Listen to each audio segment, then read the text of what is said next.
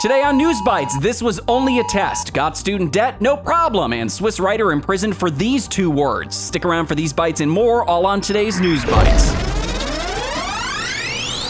Okay, real fast, Trump's civil case continued on today, day 3, with witness examinations and questioning. Judge Engoron slammed his hand on the bench, exclaiming, "Don't waste my time, this is ridiculous," after Trump's team's lengthy questioning, calling the witness evasive and non-responsive to their questions. Trump left after the lunch break and may or may not return, but will testify weeks from now. All right, here's a scoop. The White House will announce $9 billion more in, quote, targeted relief for 125,000 student loan debtors. Although the Supreme Court struck down Biden's $400 billion debt forgiveness program, the White House calls this fixing a, quote, broken student loan system. The new decision brings the total approved debt cancellation to $127 billion for nearly 3.6 million debtors during the Biden admin's time in office, with more payoffs likely. Some say adults must take responsibility for choosing to take on debt, with others saying this is a good first step.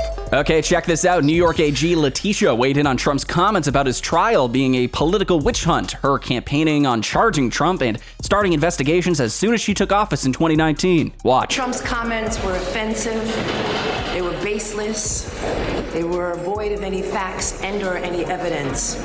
What they were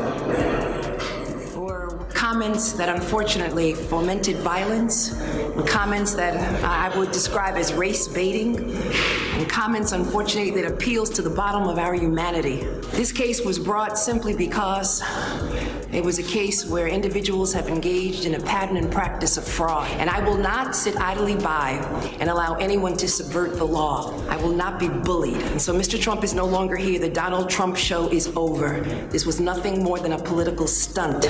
Okay, here's the latest. Pope Francis issues a renewed call for climate action, warning the world in which we live is collapsing. He singled out the U.S., claiming an irresponsible lifestyle and excess emissions compared to other countries. Francis summarized narrative-approved science on climate change and criticized leaders demanding bolder action ahead of the UN COP28 climate summit. He added Western leaders must better help developing nations financially to handle climate change. The Vatican itself pledges net zero emissions by 2050 like the EU. In a Pew poll, 54% of U.S. Catholics acknowledged climate change is human-caused versus 90% of atheists. All right, and in case you missed it, maybe you're European or you didn't get the emergency alert today. I didn't, but millions did across the U.S. today as a nationwide EAS system test was conducted between 2:20 and 2:40 p.m. ET.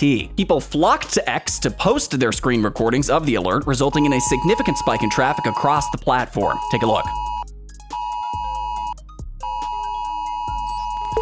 Okay, a Swiss court sentenced writer Alain Sorel to 60 days in jail for criticizing and calling queer activist journalist Catherine Mackerel a, quote, fat lesbian in a Facebook video. Sorel was convicted of defamation, discrimination, and incitement to hatred. LGBTQ groups say it sends a strong signal that homophobic hatred isn't tolerated. Others call it an affront to free speech and a sign of a pervasive culture war taking over Western institutions. Sorel will also pay legal fees and fines totaling thousands. In 2020, Switzerland made discrimination based on sexual orientation illegal. Sorel has previously been convicted repeatedly in France for also questioning the Holocaust. Those are today's bites, which are on our website at Disclose.tv. Subscribe and leave those comments below.